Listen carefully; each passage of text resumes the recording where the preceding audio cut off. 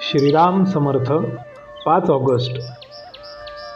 देहच मी हा भ्रम, आपण कोण, आपले कर्तव्य काय हे कळणे जसे व्यवहारात जरूर असते, तद्वत परमार्थात सुद्धा मी कोण हे कळणे पाहिजे।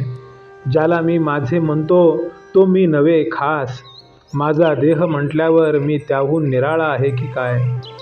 देहाला ताप आला तर मला ताप आला, देह वाळला तर मी वाळलो असे म्हणतो, हीच चूक, हाच भ्रम। वास्तविक देहाहून वेगळा असूनही देहच मी अशी भावना केली, म्हणून मी सुखदुःख अनुभवू लागलो। दुःख नको, सुख हवे असे मला वाटते। याचा अर्थ माझे मूळचे स्वरूप हे नित्य सुख रूपच असले पाहिजे। नदीच्या पात्रातले पाणी आणि तिथूनच भांड्यात आणलेले पाणी दोन्ही एकच, पण भांड्यातल्या पाण्याचा चव किंवा स्वाद निराळाच येत असेल तर भांड्यात घाण आहे असे आपल्याला समजते। तसे सुखरूप असणाऱ्या आत्म्याचाच अंश असलेला जीव दुःखरूप झाला, याचे कारण देहसंगत। एका गृहस्थाची बायको बाळांत झाली तेव्हा त्याच्या मित्राने डॉक्टरची मदत आणि अशा इतर अनेक बाबतीत धावपळ केली, पण त्याने सोयर मुळीच पाळले नाही।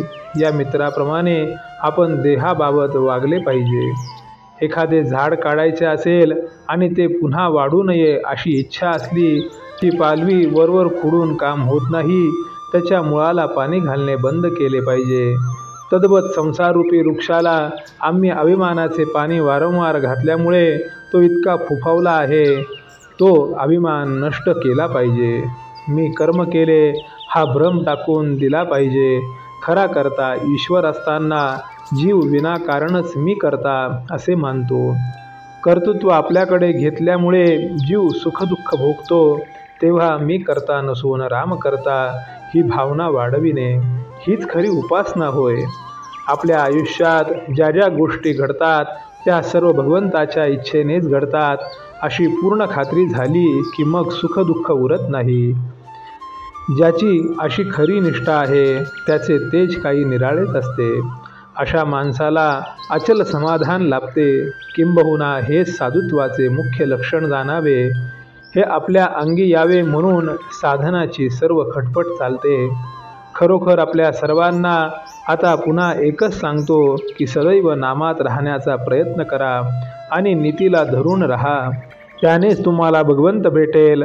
परमार्थात नीतीला, शुद्ध आचरणाला फार महत्त्व आहे। जो शुद्ध मनाने परमेश्वराचे चिंतन नामस्मरण करतो त्याला सहाय्य करायला परमेश्वर सदैव तत्पर असतो। आपण त्या परमेश्वराला शरण जाऊन त्याच्या नामाचे प्रेम मागूया।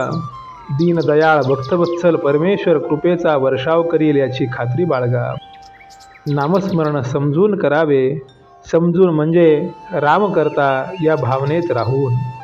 श्रीराम समर्थ।